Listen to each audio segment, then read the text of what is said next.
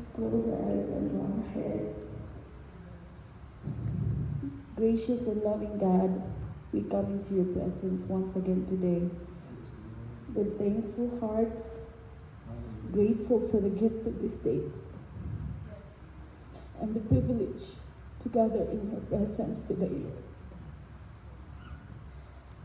We recognize that this is by your grace that we are here. Let your presence move and speak in our midst.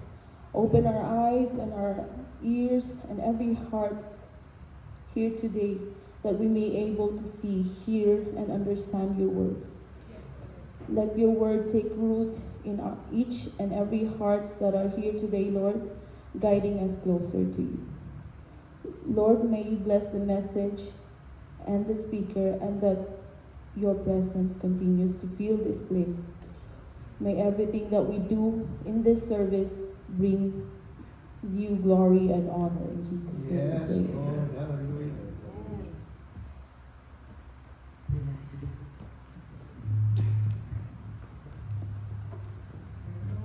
Mga kapatid, basahin natin yung Exodus verse 14, 10 to 16. As Pharaoh approached, the Israelites looked up, and there were the Egyptians marching after them. They were terrified and cried out to the Lord. They said to Moses, "Was it because there were no graves in Egypt that you brought us to the desert to die? What have you done to us by bringing us out of Egypt? Didn't we say to you in Egypt, 'Leave us alone. Let us serve the Egyptians'? It would have been better for us to serve the Egyptians than to die in the desert." Moses answered the people, "Do not be afraid. Stand firm, and you will see the deliverance the Lord will bring you today. The Egyptians you see today, you will never see again. The Lord will fight for you. You need only to be still." Then the Lord said to Moses, "Why are you crying out to me? Tell the Israelites to move on. Raise your staff and stretch out your hand over the sea to divide the waters so that the Israelites can go through the sea on dry ground." Lord, thank you, Lord, for your word. And let us welcome Pastora Maribik to speak your word. To God be the glory.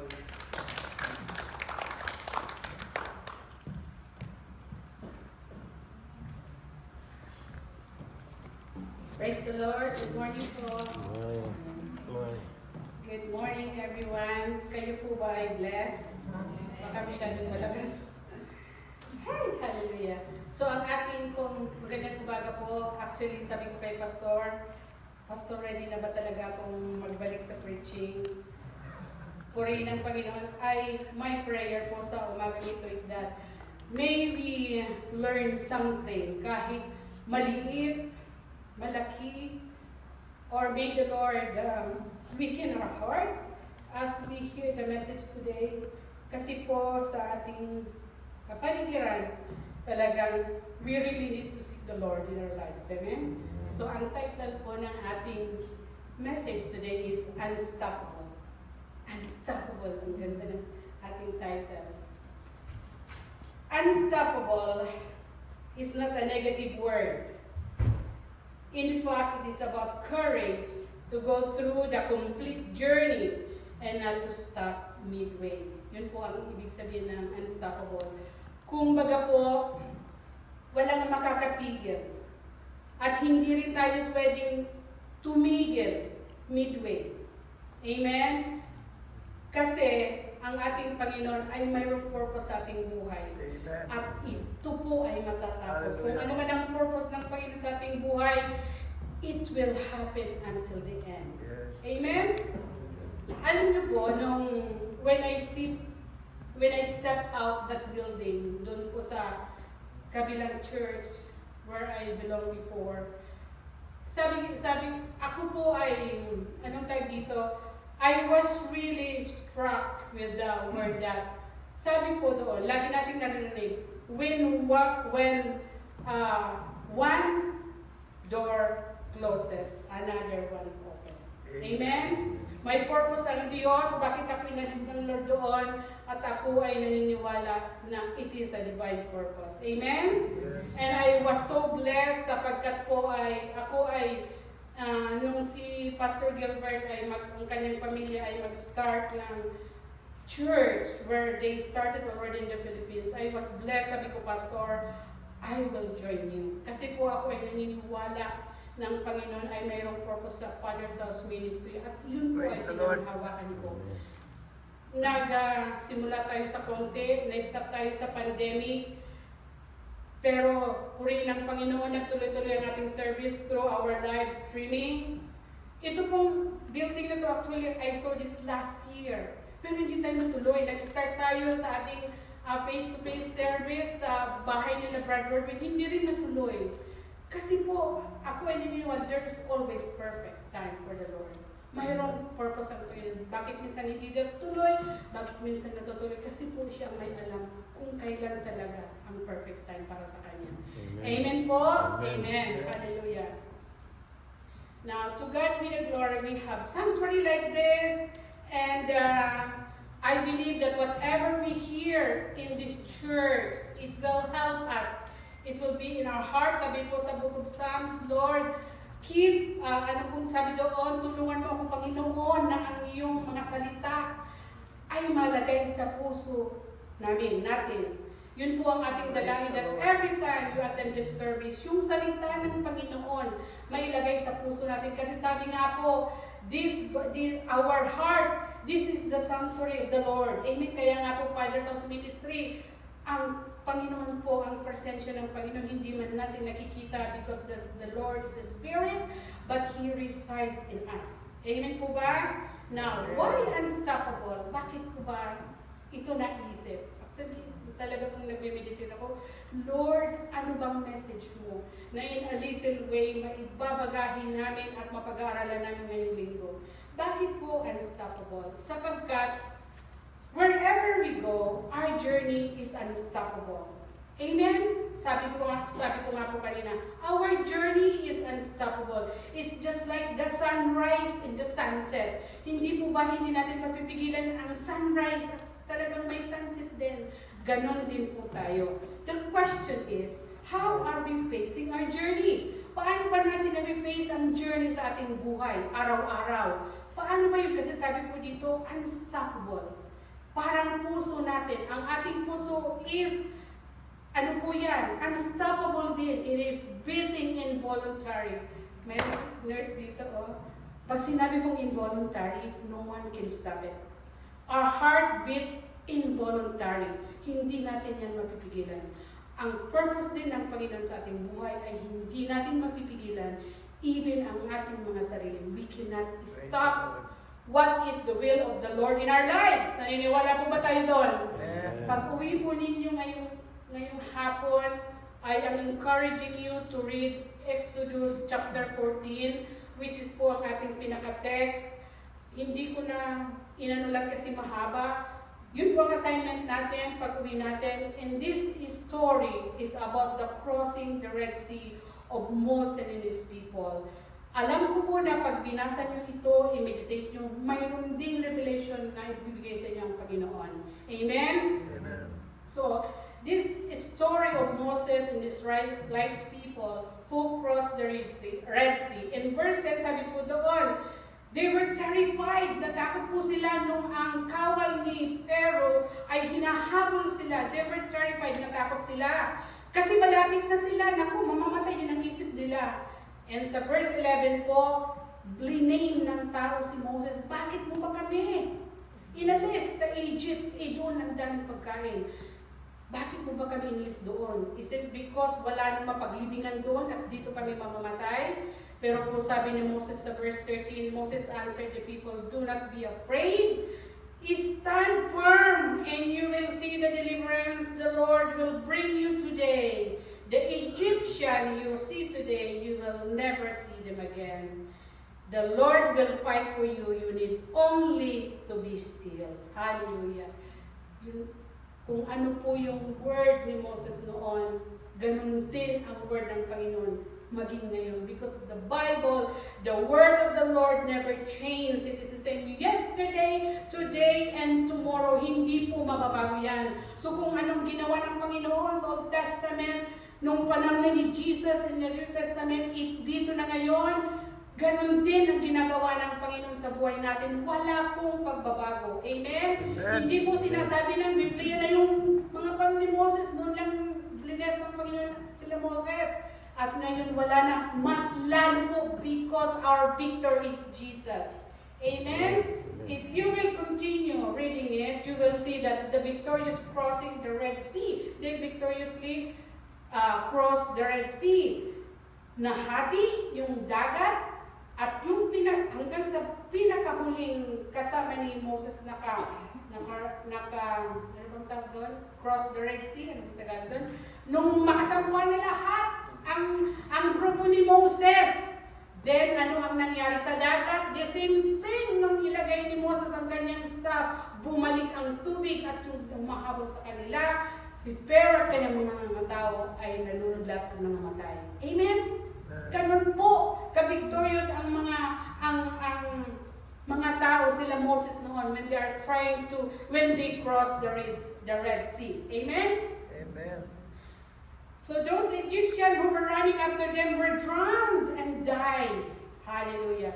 After crossing the Red Sea, their journey continues in the wilderness. Kung babasahin po niyo ang book of Exodus, after they crossed the Red Sea, their journey in the wilderness continue and continue. Napakahaba po ng panahon.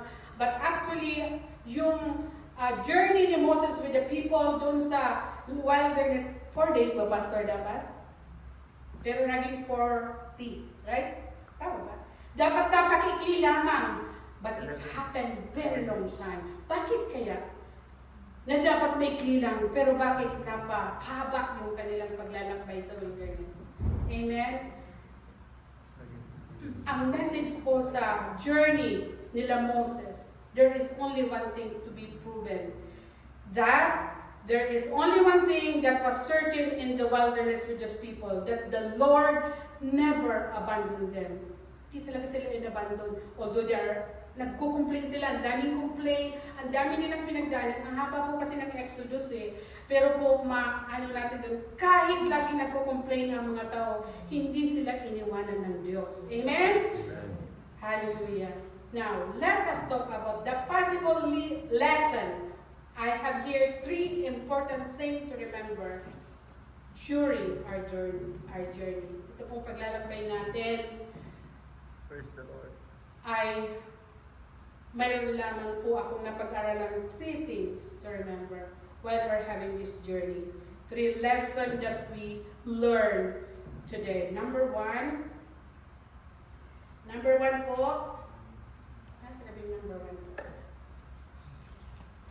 There is no shortcut in life's journey. Wala daw shortcut. Ang mga tao, people likes easy way.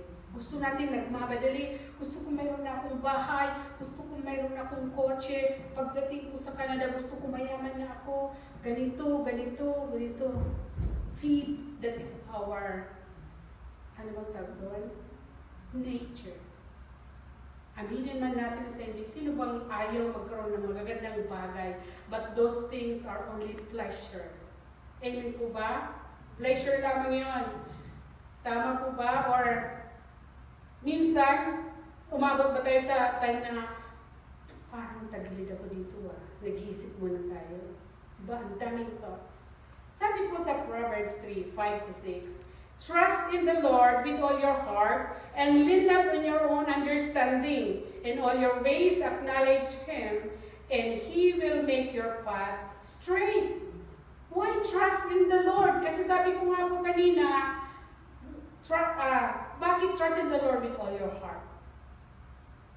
Because the Lord is in our heart. Amen? Amen po ba? Hindi naman dito, sabi po doon, trust in the Lord with all your heart. Kapag tayo po ay nananalangin, ang inaano talaga, ini-instruct sa atin yung ating mga puso. Kasi ito yung nililinis ng Panginoon lagi. Amen? Iba kasi yung isip sa puso. Right? Praise the Lord.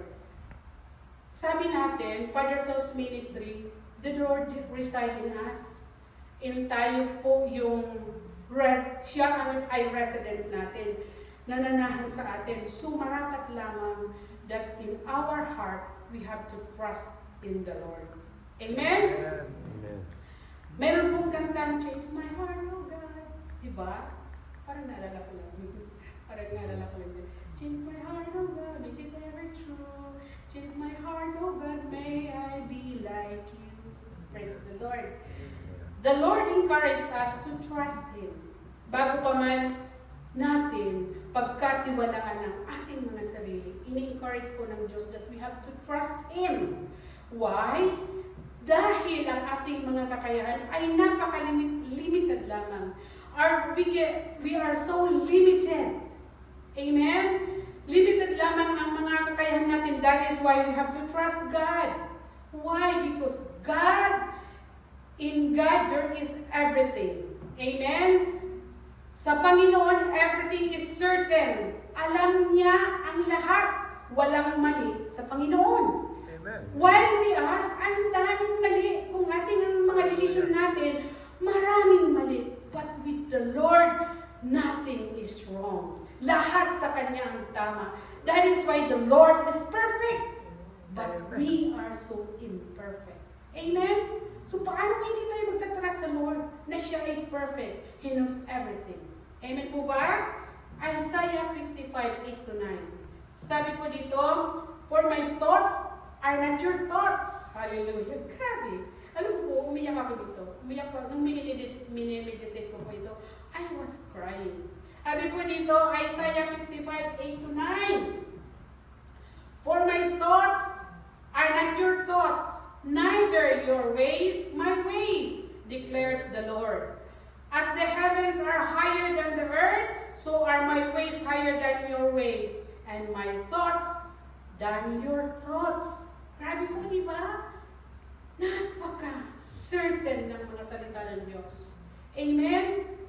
Napaka-certain. Ang isipan ng Diyos ay hindi katulad kung paano tayo mag-isip. Our thoughts are so limited, sabi ko nga po kanina. Ang pamamaraan natin ay hindi katulad ng pamamaraan ng Diyos, sabi po dito. His ways are perfect, while our ways never. Amen po ba? God is perfect and absolute. Everything with God is possible. Lahat daw ng pamamaraan ng Panginoon ay posible. So paano hindi natin i-trust ang Lord? Amen po ba? How can I trust Him? Where the Bible said, anything that is impossible with us is possible with the Lord. Amen po ba? Amen. Luke 1:37. Madali lang po ang message natin. Luke 1:37, for nothing will be impossible with God. Yun ang nga po sinabi ko. Wala pong imposible sa Panginoon. Amen? Kaya nga, sabi ko, paano ba nung ginagawa ko po ang mensahe na to, paano nga tayo hindi na magtitiwala sa Panginoon? Gayong sabi sa Biblia, lahat posible sa Lord. Amen? Lahat posible. So wala nang pagdadalawang isip, we have to trust Him with all our heart. Amen po ba? Yes. Number 2, our journey is accompanied by God's will. Amen. Our journey in this earth is accompanied by God's will. It was God's will for Moses to lead Israel out of Egypt and travel in the wilderness. God accompanied them with their journey. Sa Exodus 13:21 po mababasa natin, the Lord went before them by day in a pillar of clouds to lead them along the way. Nung naglalakbay po si Moses sa gabi, sabi po dito, the Lord went before them by day in a pillar of clouds to lead them along the way. And by night is a pillar of fire to give them light that they might travel day and night. See, day and night, ginagabayan sila ng Lord. Clouds. Sa gabi, fire para mailawan yung kanilang daanan. Amen? Hindi po yung literal. Pero kung iisipin natin sa, anong tawag dito, ganun din tayo. Ganun din tayo ginagabayan ng Lord. Amen? Ganun siya katapat. Kahit ngayon, napakatapat ng Panginoon sa atin. Amen po ba? Kung paano na ang Diyos sinamahan noon si Moses and his people, ganun din tayo ngayon. Do you believe that po? We have to believe, sapagkat hindi kailanman magbabago ang Diyos. Sabi ko nga kanina. He said, heaven and earth will pass away, but my words will never pass away. Sabi po yan sa Matthew 24:35. Sabi po niyo, heaven and earth will pass away, but the word of God will never pass away. Andyan, hindi po mawawala yan. Yesterday, today, and forever. Amen? Amen. Now, we know that our lives is full of ups and downs. Tayo lahat. No exception. Amen? Mahirap, mayaman, middle, walang exception yan. Amen? It is full of ups and downs. Kahit sino tayo. Just like our moods. Diba yung moods natin, minsan masaya, tapos biglang malungkot. Amen? Ganun din tayo ang ating journey sa buhay. Umuulan, umaaraw. Tahimik minsan, tapos napakagulo. Masaya, malungkot. Walang stability ang buhay. May iyakan, may tawanan. Di po ba? Ganyan ang buhay natin, walang stability. Wala. Sino nakaranas ng buhay ay ganon? Plato. Di ba hindi? Lahat tayo nakakaranas minsan parang ang saya. Praise the Lord. Pero minsan mayroon tayong mga pagsubok. Hallelujah. I know every one of us already experienced that. Pero sabi po dito, our journey is accompanied with God's will. Yung journey nila Moses, sinamahan sila ng Diyos, hindi nawala ang Diyos sa kanilang paglalakbay. Ganon din po tayo. I believe that it is God's will for us to be here. Amen. Sabi ko nga, Panginoon, it's your will na kami binigyan mo ng sanctuary. Kasi sabi nga palaging sinasabi ni Pastor sa atin, according to the Bible, we have to hear the message of the Lord. Amen. Para sa ating faith. Amen. And saan ba natin maririnig ang salita ng Diyos? Dito, sa panambahan. Where we worship together. Amen? Praise the Lord. Praise God.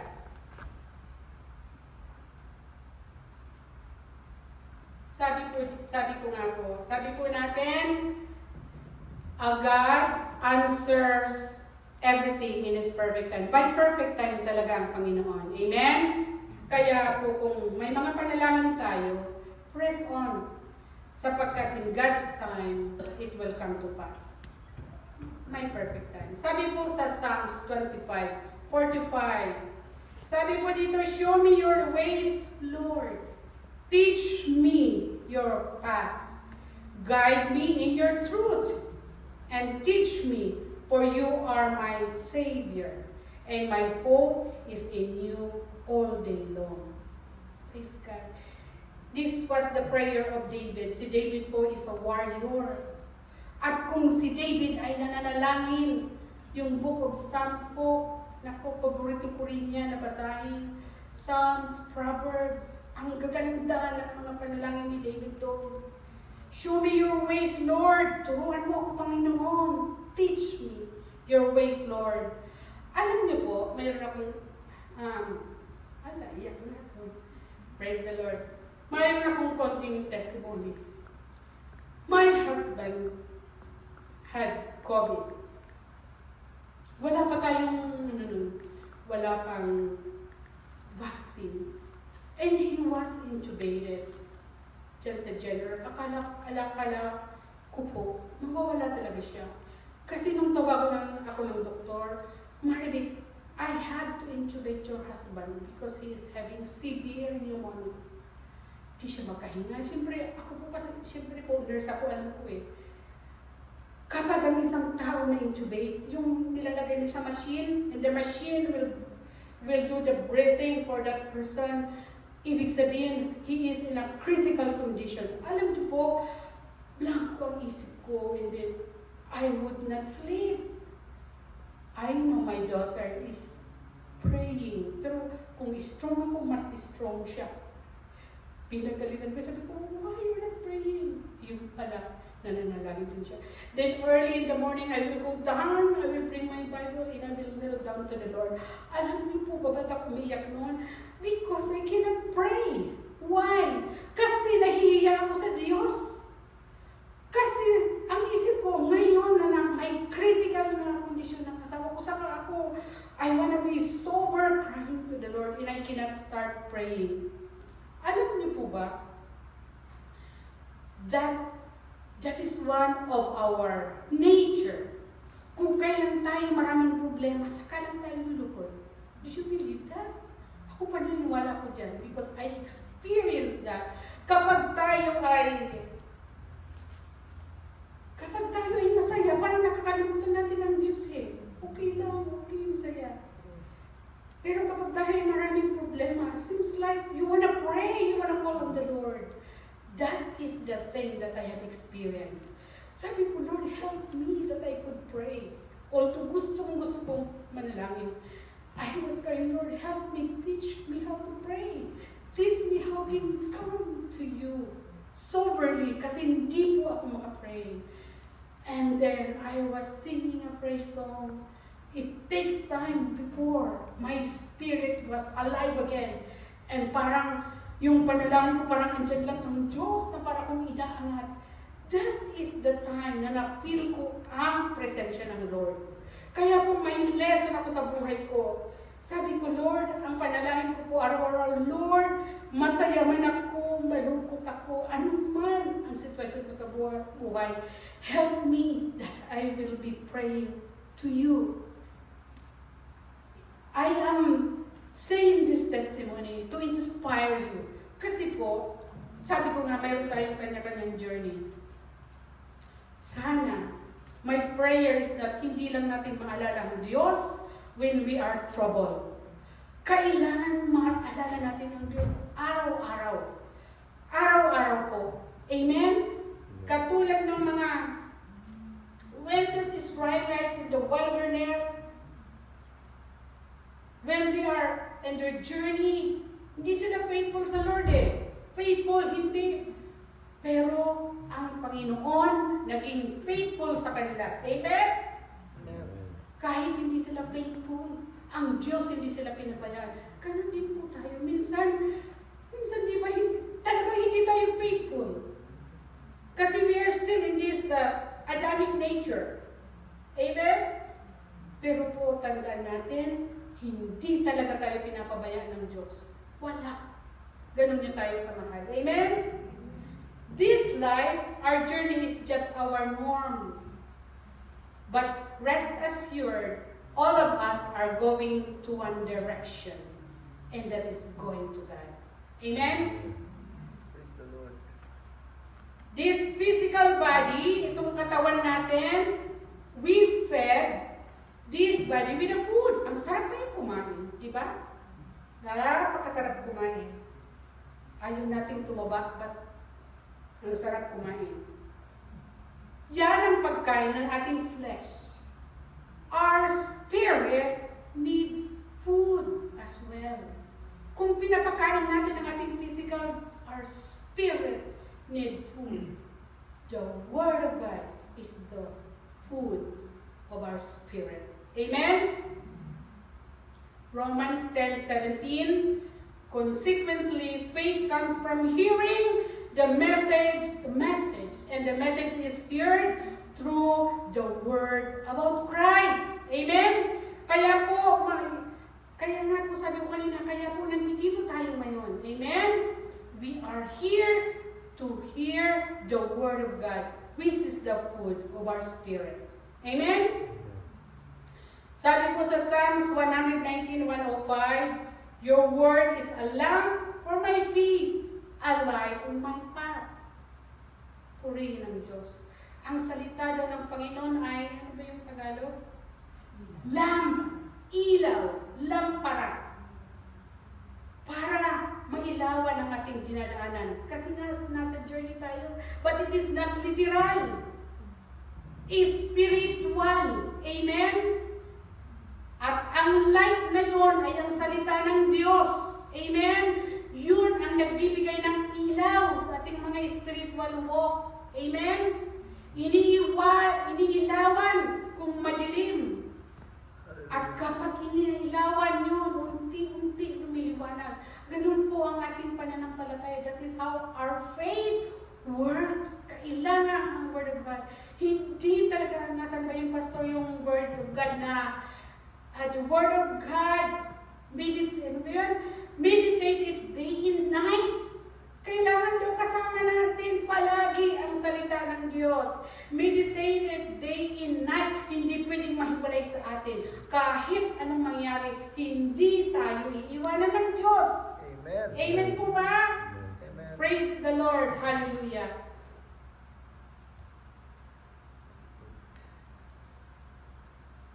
Okay. Joshua, thank you, Ate. Joshua 1:8. Praise the Lord. Amen. Alam niyo po, I don't have against any other religion. Kasi ako po galing ako sa Catholic. And I'm praying for my whole family na mabuksan sila. At every time na umuwi ako, nag-exhort ako ng something. Alam niyo po, ang aking buhay is not good. Kaya nung nag-explain po ako sa mga kapatid ko, sabi niya, tingnan na natin kung may pakpak ng kapatid natin. kasi dati puro lang kami, happy. Mga kapatid ko, happy. Pero nung nag-start ako ng salita ng Diyos, mag-share sa kanila ng konti, tingnan nga natin kung may pakpak nito sa likod. Alam niyo po, in Catholic, di ba, their word every Sunday is coming from the Vatican. Kung ano yung ibigay ng Pope ba yung pastor, ang nagbibigay, that will be the word for the whole week. Kung Psalms 1 lang, yung verse na yan, that is for the whole week. So ano ang matututunan? Sabi dito, pakainin daw ang ating mga espiritu ng salita ng Diyos. Amen? So, how are we going to learn? How are we going to feed our spirit kung ang verse ng isang linggo ay isang verse lamang? Walang growth. At may nabasa po ako na libro na ang Bible doon naka-lock. Why? Hindi. Malak man yan physically, pero yung ating mga espiritu, the presence of the Lord, cannot be locked of anyone. Kasi nga po, ang nagbubukas, I was so blessed when, alam niyo po, sa Father's House Ministry natin, nandyan lahat ang preaching ni Pastor. If you have time and click all those preaching, mababasa natin doon na tayo ay libro. We are scroll. Tayo po yun. Pero yung ibang churches, tinuturo yan literally. But there you will learn that we are like scroll. Ano ba yung scroll? Yung parang nakatupi. Tapos nakagapos. Sabi po doon, no one can unscroll that. Ang Panginoon lamang. It is not literal. Ang pagkakasabi doon, pero tinuturo po yan ng ibang churches na literal. Talagang ang makapubukas lang ng ating mga buhay ay ang Panginoon. Even ourselves cannot change this life, cannot change our ways. No one except God. Amen po ba? Number ano na tayo? Parang malapit na tayo. Praise the Lord. Sabi po sa Psalms 139, 1-7, You have searched me, Lord, and you know me. You know when I sit and when I rise. You perceive my thoughts from afar.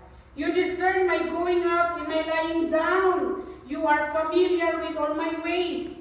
Before the word on my tongue, you, Lord, knows it completely. My God, bago pa man daw natin sampitin, alam ng Diyos kung ano ang nasa isipan natin. Praise God. Only Him knows us. Alam mo ba kung anong iniisip ng katabi mo? Yung asawa natin araw-araw, gabi at araw kasama natin. Pero hindi natin alam kung nasa nasa isip nila. Pero ang Diyos, hindi pa man natin banggitin, alam na niya kung ano nasa isip natin, kung ano ang nasa puso natin. Amen? You hem me in behind and before, and you lay your hands upon me. Such knowledge is too wonderful for me, too lofty for me to attain. Where can I go from your spirit? Where can I flee from your presence? Wala na tayong mapupuntahan. Wala. Kasi kahit saan tayo magpunta, nandoon ang Diyos. Saan tayo makapagtago? Maaaring makapagtago tayo physically. Pero ating may spirit talagang with the Lord. Amen? Amen. Di po ba? Tinanong ko na po kay Pastor dati. Body, soul, and spirit. May katawan, may kaluluwa, may spirit. Kapag tayo ay nawala at namatay, ang mangyayari pala sa atin, body and soul will go to grave. Wala nang kaluluwa na sinasabi. Yung mga ibang churches sinasabi, pupunta ka sa impyerno, yung kaluluwa mo makikita doon. That is not true. Because when we die, this body and soul will go to the grave. The spirit will go back to the Lord. Yes. Amen. Wala po ito, wala na to. Wala na rin yung kaluluwa na sinasabi, nasabi nila, yung kaluluwa paghihirap sa impyerno. Wala po. Because body and soul will disappear. There is only one that will be going to the Lord, and that is the Spirit, because the Spirit is the Lord. Amen po ba? Maliwanag po yun sa atin. Maliwanag na maliwanag po. Kaya ako lagi ko talagang sinasabi sa mga kapatid ko, wala yung kaluluwa at katawan na yan. It will disappear. What matters is the Spirit, because spiritual being tayo. Amen? Amen. What we are happening here with us is the Adamic nature. Kaya nga po, sabi ko kanina, mamaya po, ay, hallelujah, praise the Lord. Amen? Amen. That is how the Lord preserve us. May time pa po ba ako? That is how the Lord preserve us. That is how the Lord go before us. Sabi po dito, kahit daw saan tayo magpunta, wala tayong mapuntahan, andun ang Diyos. Kaya kahit anong tago natin, that doesn't matter because the Lord exists in us. Amen? Amen. Proverbs 19:21. Many are plans in the person's heart, but it is the Lord's purpose that prevail. Sabi ko po kanina. Praise the Lord. Kung ano ang purpose ng Lord, yun ang mangyayari. Marami daw tayong plano, many plans in person's heart, but it is the Lord's purpose that prevail. Amen. Amen. Yung purpose ng Lord ang mangyayari at hindi yung atin. Amen? Amen. We might not understand how, but God's purpose for us is for good and not for destruction. Jeremiah 29:11. Ano po sabi dito? For I know the plans I have for you, says the Lord Almighty. Plans to prosper you and not to harm you. Plans to give you hope in a future. Nagkakamali yung iba sa pag-explain dito, because ang pag-explain nila about I have the plan to prosper you, they only teach about the pleasure in this earth.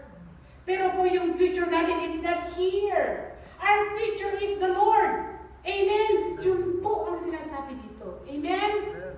Hallelujah.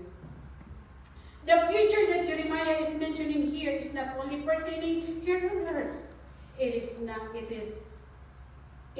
not about having a good life to enjoy. You know where is our future? Our future is God. Amen? Siya ang future natin. Last point. Malapit na po. Number 3 points to remember. Reward of our journey. The greatest reward. Ito na po. Mayroon tayong reward sa ating journey, spiritually, physically, pero most of all, meron lang explanation na. Have you heard about competition? Diba? Alam niyo po, nung ako ay high school, ako ay isang manlalaro. 100, 200, 400 meter dash. 100, 200, 400 meter dash low hurdle. Yan po ang aking sports. Hindi ko po akalain na ako ay matuling tumakbo. When I was in freshman, yung aming, kasi ako po ay naka-assign dun sa finish line, yung may mga tubig, tuwalya, nasa tutulungin mo yung runner, kasi kapag nag-collapse, ikaw ang yun po ang assignment ko. Kasi officer din ako. Di ba nung high school tayo, presidents, vice president, lagi akong assign doon ako na-assign talaga sa finish line. Ngayon, yung aming entry sa first year, freshman, wala. Sabi ng commandant namin, Maribig, tumakbo ka na kahit di nakakulilat ka, basta lang may representative ang freshman. Sabi ko, ayoko nga, hindi naman ako tumatakbo.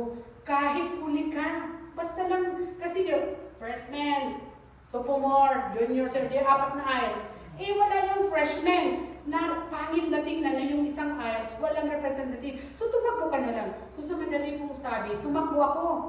Sabi naman ng namin kahit mahuli. Di ba po pag sa tumakbo may baril? Alam niyo po, pag putok ng baril, grabe ang takbo ko, hindi ko nalaman yung makasama ko. Lahat sila nahuli. Ako ang nauna. Ang payat po ako. Napakabilis ko palang tumakbo. That was the start of my journey as runner.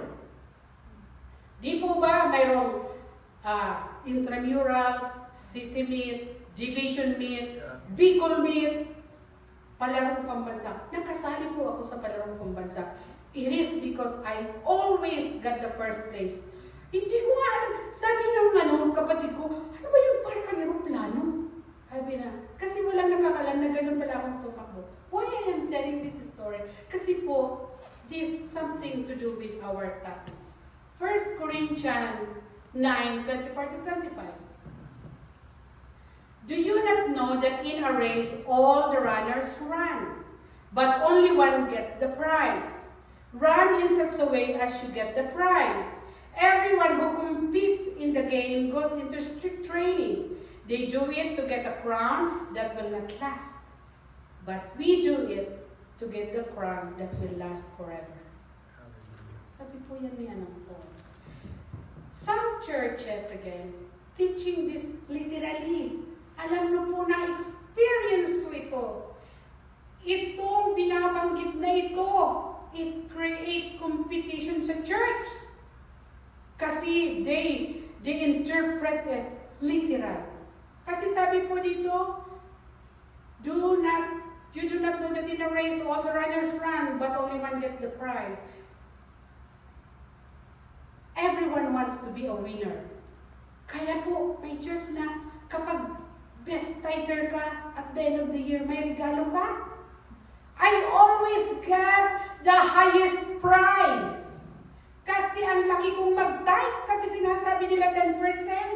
At the end of the year, kasi ang dami kong trabaho, 10%. Grabe, 10%. So, every week, ang dami kong binibigay na pera sa church. At the end of the year, sinusolve na yun. Ang dami ko palang nabibigay. I realized in 1 year, nakakapagbigay pala ako ng 6,000 to 7,000. Dahil sa laki ng aking kinikita, nung ako ay caregiver pa, 2 trabaho, 3, 4 ang trabaho ko. Wala pa dito ang pamilya ko. At the end of the year, mayroong paligsahan. Bibigyan ka ng regalo. Kasi yun ang binabanggit nila, you are in a race. Kaya naman ang mga tao, magbigay ako para the end of the year. Iko-congratulate ako sa stage. Congratulations, Marvick, you are one of the highest tighter. Kapag po madami kang nanila sa cell group mo, you will be promoted as a leader. Kaya naman gumagastos ako, pakain ako ng pakain kasi gusto ko marami akong tao. Pero mali. Mali po yun.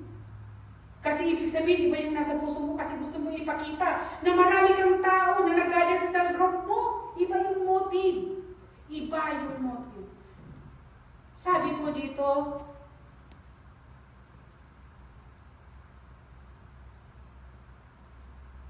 nawala tuloy ako sa aking enthusiasm. Sabi po dito, they do it to get a crown that will not last. Pansamantala lamang. Let's read the last verse. But we do it to get a crown that will last forever. focus dito. What is that crown na sinasabi dito? Kanina ko pa binabanggit. Jesus is our crown. Amen? He already won the prize when He died on the cross. He is the reason kung bakit kailangan nating maging focus sa ating race. He already won. Wala nang susunod pa kay Jesus. Who will have that crown? Because He already won that crown. And that crown is only belong to Jesus. Amen? Now, alam niyo po ang track and field. Grabing training. Kasi ako sabi ko, ang payat-payat ko na nga. Tapos pinaka-breakfast lang ako, isang itlog sa fruits. Hindi ako sanay sa ganun eh. Tapos pag lunch, konting protein, kunting kapiranggot na kanin. Pag dinner naman, milk and fruit. So, kasi po, yun ang dapat, yung trainer namin, hindi kailangan magaan lang ang katawan nyo, hindi kayo pwedeng mag-carbs kasi bibigat ang katawan nyo. Now, in the race, you are beating your body, kailangan gumaan ka. Kaya nga, kung pag tumatakbo na kayo, ang mga suot ng track and field player, kapiranggot lang yung short namin. Tapos naka-sleeveless kayo, sobrang liit, gaan. Kung ano yung pinakagaan na uniform, yun ang para sa mga track and field players. Pinakagaan na uniform, pinakagaan na jersey, at pinaka-ikling na short. Kasi yung katawan nyo, kailangan walang sagabal sa pagtakbo. Now, ganun din po tayo, spiritual. What is the focus of the race? Who is our opponent? Alam niyo ba na ang opponent natin sa ating race ay ating mga sarili? Amen? We have to beat this Adamic nature. Yun po ang sinasabi sa verse nito, hindi literal. We have to beat this body because this Adamic nature do not belongs to the Lord. And Jesus already overcome. Sabi ko nga kanina, Jesus already overcome this Adam in our lives. Amen? Romans 7:19 to 20. Sabi po dito, bakit po sinasabi ito? Bakit kaya? Bakit kaya kailangan i-beat natin itong ating mga sarili? Why we have to beat this Adam in our life? Romans 7:19 to 20. Sabi po ni Paul, for I do not do the good I want to do. Ulitin ko po. For I do not do the good I want to do, but the evil I do not want to do, this I keep on doing. Ito po tayo. Kung ano yung mabuti, hindi natin magawa. Kasi kung ano yung mga evil thing, yun daw ang ginagawa natin. Amen? Now, if I do what I do not want to do, it is no longer I who do it, but it is the sin living in me that does it. Na-experience kung ano yung magandang gawin natin, hindi nangyayari because what is evil, yun ang ginagawa natin. Sabi po dito, kung ginagawa daw natin yung hindi bakit ko pa ba tinatagalog? Ang clear na nga sa ano. Very clear na nga sa English. Sabi po dito, if I do what I do not want to do, it's no longer I who do it, but it is the sin living in me that does it. Ganun pala yun. Yung mga kasalanan na nandito sa atin, yun ang gumagawa. Pero po, sabi nga natin, we are a spiritual being already. In Jesus already beat that sin on the cross. Amen? Kaya po ito yun. Hallelujah, praise the Lord. We are running and we are beating this sin. Kaya kasi ayaw ng Diyos na ang mag-manifest, ang maging dominant sa atin ay yung mga kasalanan na ayaw natin ginagawa. And only God can prevent us doing it. Amen? Amen. Praise the Lord. Inaayos ng Diyos ang ating buhay. We do not compete with anyone. Kaya mali po yun na you are competing because you wanna be. No. Inaayos ng Diyos ang ating buhay. We do not compete with anyone. Because our competitor is this flesh. Minsan, not only minsan, palagi Ang kalaban natin yung kung ano yung nasa atin. Yung Praise the sin. Lord. Amen? Amen. We have no power or capacity to beat this Adamic nature because only God can do it. Amen? Amen. Wala tayong kapasidad to beat this sin. Di ba na-experience mo dyan? Kailangan mabait ako. Gusto ko magpakabait. 1 minuto lang yan. Pero maya-maya na naman, iba na naman. Di ba? That is the Adam in our lives. Amen? And only God can beat that sin in us. And time will come, it will happen. Amen? Huwag po tayong malungkot. Kasi nasa atin ng Diyos. Amen? Amen. Talagang we belong to Him. Amen po. Pero habang inaantay natin ang panahon na yun, kung kailan tayo mapupunta sa Panginoon, ito yun tayo. Diba? Nag-aaral na hindi tayo mas wait sa mga katuruan ng ibang churches. Kailangan ang focus natin, Lord, save na pala ako. Kasi po may mga churches na, ay, para ma-save ka, magpakabait ka. Save na po tayo. What is the proof? Jesus died on the cross. Hallelujah. We have our redemption. It will not change anymore. Amen? Amen. Last verse po. This is our conclusion. Deuteronomy 20 verse 4, For the Lord your God is He who goes with you to fight for you against your enemies. Yung enemies natin, dito. Hindi yung katabi natin, hindi, you are not my enemies. My husband is not my enemies. You are not my enemies dyan. No. Our enemies are ourselves. The sin that is in our lives. Yun ang enemies natin. Pero kung sabi dito, For the Lord your God is He who goes with you to fight for you against your enemies to give you victory. Praise God. Amen. Wala po tayong kalaban na tao, na church, wala. Tayo mga asawa natin minsan nag-away, pero hindi sila kalaban. Ang kalaban natin, itong mga sin na nandito sa ating Adamic nature. Amen po ba? Amen. God is our victory. Lahat tayo, no one will be left alone.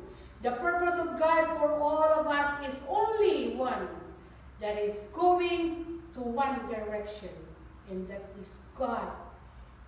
We are all going to Him in the future.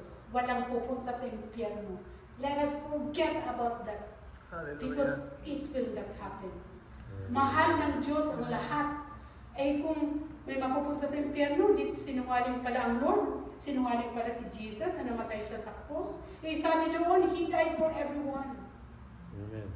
No race, no kahit sino. He died for the whole universe. Amen? Amen. To God be the glory. Tumayo po tayong lahat. Amen. Palagpakan po natin ang Lord. Hallelujah. Praise the Lord. Nawa po, kahit kunti, meron tayong natutunan. And let us be encouraged that in our lives, hindi po tayo mapapagod to pray. Kasi po, sabi ng Lord, He is here in us. How are we going? Paano mapapagod tayong manalangin? Sabi ng Lord, nasa sa atin siya. Amen. He is nowhere in the kawalan or what. He is in us. God is our residence. Amen? Tayo ang tahanan ng Diyos. Kaya nga po, we always have to purify this body that belongs to God. Amen? As you close your eyes in our prayer, hindi ko man po alam ang inyong mga panalangin sa inyong buhay. I pray that the Lord will grant our personal prayer, that it is His will, not our will, but with the will of the Lord. Father God in heaven, we thank you for your presence today, O God. And as we pray in one accord, Lord, we pray for your divine favor, our jobs, our health, our daily activities, our plans, Lord. We pray, O God, that may you go before us, O Father, most especially our faith. May you show us your wisdom in our decision-making, O God. Our journey is your journey, Lord, And we just allow you to guide us. Teach us to trust you alone, O God, for you know what is the best for us. Hallelujah. This is our prayer in Jesus' name. Amen. Amen. Let us give the best clap offering to the Lord.